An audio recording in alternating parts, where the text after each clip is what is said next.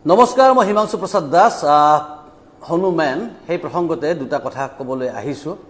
এই কথাখিনি নকলোহেঁতেন যদিহে চিনেমাখন চোৱা বেছিভাগ মানুহৰ পৰা পজিটিভ ৰিভিউ তেওঁলোকে ভাল পোৱা বুলি নাজানিলোহেঁতেন। বহুতে কৈ আছে যে হনুমেন নহয় হনুমান হোৱা হ'লে চিনেমাখন বেছি মানুহে চালেহেঁতেন।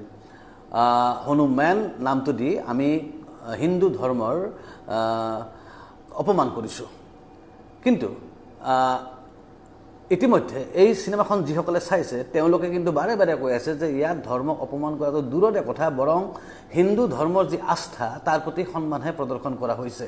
আনকি RSS, বিশ্ব হিন্দু পৰিষদ আদি সংগঠনৰ লগত জড়িত বিভিন্ন মোৰ চিনাকি ব্যক্তিয়ে এই চিনেমাখন চোৱাৰ পিছত কৈছে যে সঁচা অৰ্থত এই চিনেমাখনৰ দ্বাৰা আৰাধ্য দেৱতাজনক বা আমাৰ যি বিশ্বাস সেই আস্থাক আৰু বেছি গভীৰভাৱে সন্মানহে প্ৰদৰ্শন কৰা হৈছে বুলি কৈছে। তেওঁলোকে ক'ব গ'লে তেওঁলোক কট্টৰ হিন্দুত্ববাদী। তাৰ পিছতো তেওঁলোকে এই চিনেমাখনক প্ৰশংসা কৰিছে, হনুমেন দি আমি কোনো ভুল কৰা নাই বুলি কৈছে। কিন্তু চিনেমাখন নোচোৱাকৈ বহুতে চিনেমাখনক লৈ বিতৰ্ক কৰি আছে। কিয় কৰি আছে, কেনেকৈ কৰি আছে এই বিষয়ে মন্তব্য দিবলৈ নাযাওঁ, কাৰণ জনাসকলে ইতিমধ্যে জানে। আনকি চিনেমাখন যিদিনা ৰিলিজ হৈছিলে 18 অক্টোবৰ, সেইদিনা গধূলিয়ে আমাৰ হাতত এটা বিশেষ স্ক্ৰীনশ্বট আহি পৰিছিলে, এটা বিশেষ গ্ৰুপৰ, যিটো গ্ৰুপত আলোচনা কৰা হৈছিলে। প্ৰয়োজন হ'লে এই স্ক্ৰীনশ্বটটো আমি দেখাই দিব পাৰিম বা কমেণ্ট বক্সত মই দি দিম যে এই চিনেমাখন ডুবাব লাগে যিকোনো উপায়ে, যেনেকৈ নহওক কিবা কিবি কৰি এই চিনেমাখনক বদনাম কৰিব লাগে। এনেকুৱা ধৰণৰ এটা হোৱাটছআপ গ্ৰুপত কিছুমান মানুহে কথা পাতি আছিলে আৰু তেনেকুৱা এটা স্ক্ৰীনশ্বট পালোঁ, আহি গ'ল। যি নহওক সেইবিলাক কথা গ'ল।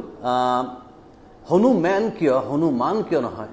হনুমান যদি নামটো দিলোহেঁতেন, বহুতে কোৱাৰ দৰে এই চিনেমাখনৰ নাম যদি হনুমান দিলোহেঁতেন, তেতিয়াহে আচলতে আমি হিন্দু ধৰ্ম অপমান কৰা হ'লহেঁতেন। কাৰণ হনুমান সেয়া প্ৰভু, সেয়া আপুনি মই কোনো হ'ব নোৱাৰোঁ। আমি হনুমানক ভক্তি কৰিব পাৰোঁ, পূজা কৰিব পাৰোঁ, কিন্তু নিজে হনুমান হ'ব নোৱাৰোঁ। কিন্তু হনুমানৰ আদৰ্শক সন্মান কৰি আমি প্ৰত্যেকে, প্ৰতিজন মানুহে হনুমেন হ'ব পাৰে। আৰু এয়াই চিনেমাখনে ক'ব খুজিছে, আপোনাৰ মাজতো এজন হনুমান আছে, তেওঁৰ মাজত আছে, কিবা আছে, কিন্তু আমি নিজে হনুমান হ'ব নোৱাৰোঁ। মই নিজৰ নামটো হনুমান কৰি ল'ব নোৱাৰোঁ, কিন্তু আমি হনুমেন হ'ব পাৰোঁ। কিয়? সেয়া চিনেমাখন চালে গম পোৱা যায়। আৰু যিসকলে চাইছে তেওঁলোকে 100% আমাৰ মতৰ লগত একমত বুলি ইতিমধ্যে আমি সামাজিক মাধ্যমৰ দ্বাৰা জানিব পাৰিছোঁ। আৰু এইটো জানো যে কিহৰ বাবে এটা বিশেষ আক্ৰমণৰ লক্ষ্য কৰি লোৱা হৈছে আমাৰ চিনেমাখনক। মই জানো যে এই চিনেমাখনৰ আক্ৰমণৰ লক্ষ্য লোৱাৰ কাৰণটো আন কোনো নহয়, মই স্পষ্টকৈ দৃঢ়তাৰে ক'ব পাৰোঁ যে যোৱা দিনবিলাকত মোৰ কিছুমান সামাজিক স্থিতি, যিবিলাক স্থিতিয়ে কিছুমান ব্যক্তিৰ লগত মোৰ সম্পৰ্ক বেয়া কৰি তুলিছিলে। কিন্তু সেয়া কোনো ব্যক্তিগত স্বাৰ্থত নহয়, সম্পূৰ্ণভাৱে সামাজিক স্বাৰ্থত। যোৱাকালি মোক এজন বিজেপি দলৰ নেতা, তেওঁ মোক কৈছিলে যে বেলচামাৰী গানটো বনোৱাৰ পিছত মোক বহুতে এটা বেলেগ দৃষ্টিৰে চাবলৈ আৰম্ভ কৰি দিলে, মোক কোনোবাখিনি শত্ৰু বুলি ভাবি ল'লে। কিন্তু এই যে বেলচামাৰীৰ গানটো লিখিছিলোঁ, চামুচেৰে দি তুমি বেলচামাৰী নিয়া, আৰু ঠিক তেনেকৈ 2014 চনত যেতিয়া বিজেপি চৰকাৰ প্ৰথম আহিছিলে, তাৰ আগত যেতিয়া কংগ্ৰেছ চৰকাৰ আছিলে, তেতিয়াও কিন্তু তেতিয়া বাৰু ছ'চিয়েল মিডিয়াৰ যুগ নাছিল, কিন্তু আমি ৰাস্তাত গৈও প্ৰতিবাদ কৰিছিলোঁ কংগ্ৰেছ চৰকাৰৰ বিভিন্ন নীতি নিয়মৰ বিৰুদ্ধে। আনকি 2014 চনত আমি এটা গান উলিয়াইছিলোঁ, কংগ্ৰেছৰ যি সূতা কুম্বলৰ ৰাজনীতি, তাৰ বিৰুদ্ধে আমি গান উলিয়াইছিলোঁ, থিয়েটাৰী চং। অৰ্থাৎ ক'ব খোজা কথা এটাই যে আমাৰ স্থিতি কোনো দলৰ পক্ষে নহয়, আমাৰ স্থিতি দেশৰ পক্ষে। আৰু যিটো কামে আমি ভাবোঁ যে দেশখনক ক্ষতি কৰিব পাৰে, তাৰ বিৰুদ্ধে আমি মাত মাতিব চেষ্টা কৰোঁ আমাৰ সাধাৰণ জ্ঞানেৰে। আৰু এইখিনি দৃঢ়তা আজিও আছে।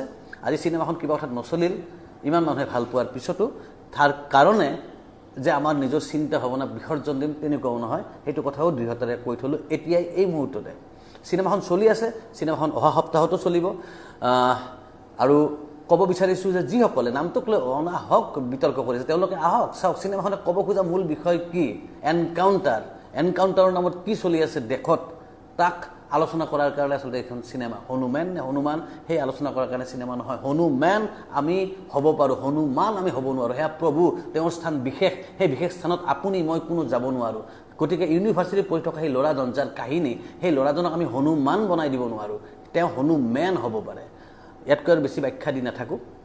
বাকী হয় বহুতে কোৱাৰ দৰে চিনেমাখনৰ এই ৰিজাল্ট দেখি আমি চিন্তিত আৰু আমি চিন্তিত নহয় অকল আমি চিন্তিত নহয় যে হনুমেন টিমটোহে চিন্তিত তেনেকুৱা নহয় অসমীয়া চিনেমা জগতৰ লগত জড়িত বহুতো প্ৰযোজক পৰিচালকে যোৱা দিনবিলাকত হনুমেন চিনেমাখনৰ এই ফলাফল দেখি তেওঁলোকো চিন্তিত হৈ আছে কিয়নো এইটো এটা ব্যৱসায় যিটো ব্যৱসায় বা যি বুলিয়ে কয় যে ইয়াত বহুত মানুহ জড়িত হৈ থাকে বহুত মানুহ জড়িত হৈ আছে আৰু বহুতৰ কিছুমান এক্সপেক্টেশ্যন থাকে হনুমেন চিনেমাখনক লৈ বহুতো শুভাকাংক্ষীৰ এটা ভাল এক্সপেক্টেশ্যন আছিলে আশা আছিলে আৰু ইয়াৰ ক্ৰিয়া প্ৰতিক্ৰিয়া বিভিন্ন ঘটে এটা ইণ্ডাষ্ট্ৰি আমি কমে ডেভেলপ কৰি লৈ যোৱাৰ কাৰণে বহুতে সকলোৱে মিলিজুলি কষ্ট কৰি আছোঁ আৰু এই কষ্ট কৰি থকা প্ৰচেষ্টাত যেতিয়া হনুমান চিনেমাখনৰ নিচিনা ঘটনা ঘটে তেতিয়া বহুতে অলপ চিন্তিত হৈ পৰে আৰু এই কথাবিলাক নাহিলহেঁতেন যদিহে 95% ৰিভিউ চিনেমাখনৰ সপক্ষে নাথাকিলহেঁতেন 5% মানুহ আমি সন্তুষ্ট কৰিব পৰা নাই এইটো আমি স্বীকাৰ কৰোঁ আমি নকওঁ যে জয় হনুমেন চিনেমাখন